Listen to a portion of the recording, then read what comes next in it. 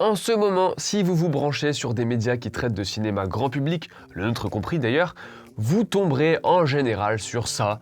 Pourquoi Tom Cruise est un génie? Comment Tom Cruise a encore fait un truc génial? De quelle manière Tom Cruise est-il génial?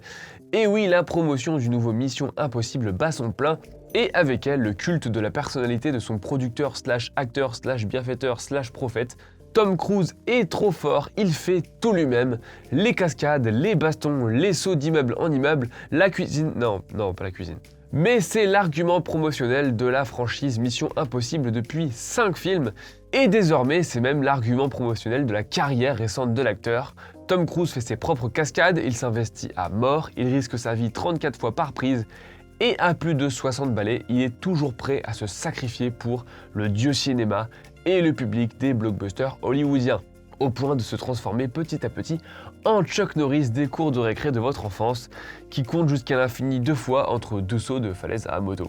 Les anecdotes à son sujet finissent par déformer peut-être un peu la réalité, genre quand on t'explique que la présence de Tom Cruise suffit à se passer de trucage. Et ouais, il a vraiment grimpé la tour avec des gants collants juste avant de vraiment avoir une tempête de sable. Il a vraiment sauté d'une vitre à l'autre sans filet, et bien sûr, aucun câble n'a été effacé numériquement. Bon, c'est un peu le but ultime de la promo finalement, qu'elle soit si convaincante qu'elle finisse par dépasser la réalité. Car oui, bien évidemment, cet engouement, c'est ce que les mecs dans les écoles de commerce appellent storytelling, et ce que les gens un peu sains d'esprit appellent promo. C'est un angle choisi sciemment pour promouvoir ces films, et c'est bien joué. À une époque où l'industrie hollywoodienne survit en émiettant ses secrets sur le web, tout misé sur des anecdotes divulguées par les distributeurs et les studios eux-mêmes, et bah c'est super malin. Alors ils mettent le paquet, et ce depuis le 4e opus, et la fameuse ascension de la tour Burj Khalifa. Avant ça, la promo de Mission Impossible, c'était pas forcément la joie. En fait, au moment de la sortie du 3, c'était une bonne grosse mouise dans laquelle l'IMF ne s'en sortirait probablement pas. Ça tient à 2 choses, une bonne grosse idée de merde et, vous vous en doutez, la scientologie. La bonne grosse idée de merde, c'est d'avoir équipé des boîtes à journaux aléatoires, vendant le Los Angeles Times, d'un haut-parleur qui s'enclenche à l'ouverture et qui joue la musique de la saga. C'était un petit concept comme ça pour la promo du 3. Sauf que les haut-parleurs en question n'étaient pas très bien accrochés et qu'ils tombaient, et du coup les gens les prenaient pour des bombes. Tant et si bien que les flics américains en ont fait péter un certain nombre de ces boîtes, quitte à carrément évacuer un hôpital de vétérans quand même. Donc voilà, pour la publicité, on repassera. Et sinon, bien sûr, il y a Tom Cruise qui sort de la promo de La Guerre des Mondes, où il a à peu près autant vendu le film de Spielberg que les bienfaits de sa secte. Et entre ça et les rumeurs de pression qu'il aurait exercées pour censurer un épisode de South Park qui se foutait de sa gueule, certains médias ont carrément avancé qu'il avait menacé d'abandonner la promo de Mission Impossible 3 pour obtenir ce qu'il voulait. Bref, au moment d'attaquer la promotion de Protocole Phantom, donc le 4, il fallait un peu corriger le tir et frapper fort au passage. Et dès la première bande-annonce, la star, c'est l'ascension de cette tour. Scène qui a à moitié traumatisé les phobiques du vide tels que moi-même. C'est à la fin du trailer et le message est clair. Vous allez avoir envie de regarder cette scène sur un écran IMAX. Et c'était bien vu. Mission Impossible 4 fait plus de 200 millions de dollars de recettes de plus que le 3, bien aidé, il est vrai, par un Tom Cruise qui a appris depuis à ne pas aborder certains sujets en interview. La recette était trouvée. On prend une scène, on la réfléchit en amont comme le point central de la promo, et on met le paquet. Les suites iront plus loin et s'appuieront sur un type de promo très particulière, la featurette. La featurette, c'est ce genre de mini making-of où tout le monde est super corpo et que tout est super génial, et surtout que c'est la cascade la plus dangereuse de l'histoire du cinéma. La promo du dernier est plus qu'évocatrice. Plus de 6 mois avant la sortie du film, Paramount a balancé une featurette de 9 minutes intitulée en toute sobriété The Biggest Stunt in Cinema History, entre parenthèses Tom Cruise, donc littéralement la plus grosse cascade de l'histoire du cinéma, rien que ça. C'est la fameuse séquence du saut à moto qui a été dévoilée en long, en large et en travers bien longtemps avant la sortie du film. Sitôt, ils avaient quand même vachement confiance, et pour cause. Ce modèle très malin de promo, dépasse le simple appareil de production de la franchise pour être appliqué à Tom Cruise en tant que personne et à ses films. Ce qui va d'ailleurs de pair avec sa prise de pouvoir totale sur la saga aux alentours du 4 et du 5. Tom Cruise incarne la star hollywoodienne qui fait tout elle-même, tant et si bien que les intervenants de ladite featurette sont pas très loin d'avouer que Cruise a rassemblé lui-même l'équipe du film. Il devrait le balancer en slip avec une caméra dans les Alpes directement, ça leur ferait économiser pas mal de thunes, je pense. Ils peuvent, hein, c'est à ce modèle de promo qu'ils doivent le succès ahurissant de Top Gun Maverick. Tout était centré autour de Tom Cruise sur le fait qu'ils aient filmé de vraies séquences de vol et enfin que Tom Cruise sait piloter des avions. Ah ça, que Tom Cruise sait piloter des avions et surtout des hélicoptères, on l'a compris. Hein. Les mecs, ils ont quand même fait un tapis rouge sur le pont d'un ancien porte-avions où Cruise s'est posé en hélico. Bon voilà, image hyper subtile, hein, reprise un peu partout bien sûr par les médias. Et je vous parle même pas de la vidéo où il saute en parachute pour dire « Ouais, merci de nous permettre de vous divertir » ou un truc qu'il avait déjà fait pour le CinemaCon, accroché à un avion biplan. Son image est désormais indissociable des cascades et il veille à ce que ça reste ainsi. D'autant que ces deux vidéos aériennes promouvaient à la fois Top Gun et Mission Impossible. Bref, elles promouvaient le système Tom Cruise tout entier. Mais alors, est-ce que c'est du chiquet ? Bien entendu, l'exercice promo brouille les pistes, mais dans les faits, pas du tout. Pas de scoop, Tom Cruise fait bien ses cascades lui-même et passe sa vie a priori à s'entraîner pour les accomplir.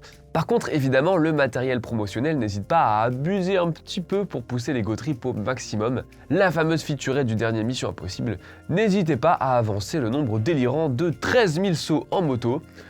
Alors prenons une période de 1 an, ouais ça fait 35 sauts en moto par jour, sans prendre un seul jour de repos. Bon en fait il parle de sauts en moto parce qu'en fait Tom Cruise s'est entraîné à faire du motocross pour la scène sur un genre de circuit, et sur ce circuit il pourrait avoir atteint ce chiffre astronomique. Je sais pas à quel point ils ont compté chaque petite bosse pour en faire un saut au compteur. Toujours est-il que les médias en ligne, notamment, ils aiment les gros chiffres, et que croyez-moi, mon expérience de CM dégoûtée par mon job, sur les réseaux sociaux, l'immense majorité des gens se basent sur les titres et sur rien d'autre pour baser leur opinion.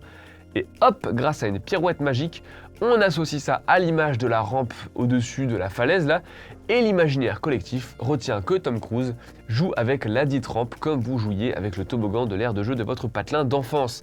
Un bon exemple de promotion très adapté aux nouveaux usages. Par contre, dans cette guerre psychologique pour faire de Tom Cruise un dieu vivant de la cascade, il y a des perdants. Et ces perdants, ce sont souvent les techniciens. Déjà, les cascadeurs. Les cascadeurs, eh ben c'est bien, hein. Ils savent ce qu'ils font et ils feront souvent mieux que la plupart des comédiens. Et il vaut mieux avoir un cascadeur efficace qu'un acteur pas à l'aise. Alors oui, c'est pas le cas de Tom Cruise qui a l'air visiblement très à l'aise, mais cet angle promo a eu tendance à sacraliser l'acteur qui fait ses cascades, au point que les comédiens sont parfois obligés de se positionner par rapport à ça. Je crois que c'est Tom Holland qui disait « Ouais, moi je fais toutes mes cascades comme Tom Cruise ». Pire encore, l'amour de la punchline promo bien sentie n'est pas toujours compatible avec ce métier. Sur plusieurs featurettes, il explique que le credo un peu de la production de ses films, c'est « Ne soyez pas prudent, soyez compétent ». Bon alors au-delà de la résonance avec certains préceptes, disons, cette phrase va à l'encontre de ce que c'est que de faire une cascade. Au contraire, soyez prudents. Le job des gens qui préparent les cascades, c'est justement de faire en sorte que les dites cascades soient les plus sûres possibles, les moins dangereuses.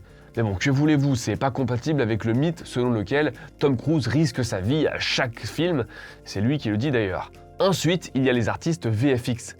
Car comme Tom Cruise fait tout en vrai, il n'y a bien sûr pas d'effets spéciaux numériques. Eh ben c'est faux, hein. L'exemple de Top Gun Maverick est assez évocateur. La quasi-intégralité du matériel promotionnel se concentre sur les effets pratiques, donc les trucs faits en vrai, et ça prend des proportions assez flippantes. Dans un article du magazine VFXV, donc le magazine de la Visual Effects Society, il est dit que l'équipe menée par Ryan Todd Hope, donc qui a fait les effets spéciaux numériques du film, a été, je cite, punie de promotion. Voilà, il n'était pas question non plus de les laisser faire campagne active pour les Oscars. Et ouais, hein, faudrait pas faire d'ombre au tout pratique et surtout au skill de pilote de Tom Cruise qui est trop fort. Et on a compris pourquoi, hein, parce que le film a finalement été nommé quand même aux Oscars. Et on a quand même fini par entendre parler de ses VFX. Top Gun Maverick comprend 2400 plans truqués. Pour donner un ordre d'idée, Spider-Man No Way Home c'est 2500 plans truqués. Alors bien sûr, il y a plan truqué, et la plupart étaient probablement moins chargés en effet. Reste que le narratif est tout de suite beaucoup moins marquant, et que c'est dommage que ces artistes n'aient pas eu plus de visibilité alors que leurs effets sont juste incroyables, justement parce qu'ils sont invisibles. Et on en a déjà parlé sur écran large, mais ils rencontrent quand même beaucoup de problèmes aujourd'hui ces gens, ces artistes qui sont pressés de partout par une industrie qui a besoin de pour survivre, mais qui ne dispose pas des délais pour leur éviter un burn-out généralisé. Tout pour le public donc, comme dit Tom Cruise, mais pas tant pour le cinéma non plus en fait. La seule chose qu'il évoque dans ses featurettes et autres making-of, c'est une vision extrêmement simpliste et manichéenne qui n'a qu'un seul objectif, perpétuer le star system.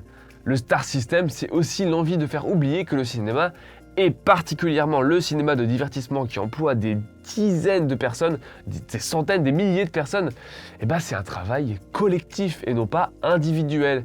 Ça existe depuis très longtemps ce genre de narratif, mais pour beaucoup, depuis quelques années, la popularité des franchises a dépassé celle des acteurs à l'ancienne, ceux qui portent le film sur leurs épaules, qu'importe le réalisateur, le scénariste ou le reste de l'équipe technique.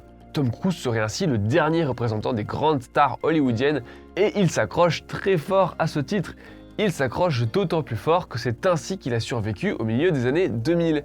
Et oui, rappelez-vous la période entre Mission Impossible 3 et 4, Cruise, c'est un modèle de changement d'image. En quelques années à peine, il a réussi à faire oublier ses pétages de câbles, ses apparitions les moins flatteuses dans les tabloïds et surtout son prêchi-prêcha scientologue qui à l'époque lui avait valu de se faire dégager et complètement humilié par le patron de Viacom, société mère de Paramount. Aujourd'hui, Paramount serait bien en difficulté sans lui. Grâce à la Burj Khalifa et à un appareil marketing parfaitement huilé, Tom Cruise est devenu une méga star. Et rien d'autre. Il ne laisse plus rien passer sur sa vie privée et sur ses idées diverses. C'est juste devenu une sorte d'émanation pure du cinéma à grand spectacle qui a tendance à éclipser une industrie entière. À nous donc de tempérer notre admiration, à prendre la mesure de ce qu'on regarde et à profiter du spectacle, bien sûr. Si vous n'en avez jamais assez de Tom Cruise et surtout de Mission Impossible, on vient de leur consacrer un nouvel épisode de notre podcast. Bon, j'étais un peu claqué à l'enregistrement, c'était lundi matin, mais c'est l'occasion d'entendre à ce propos Geoffrey qui lui est fasciné par cette figure, et aussi Judith qui essaye de remplacer son psy, je crois. Moi je vous dis à la prochaine pour une nouvelle cascade, salut. Stop.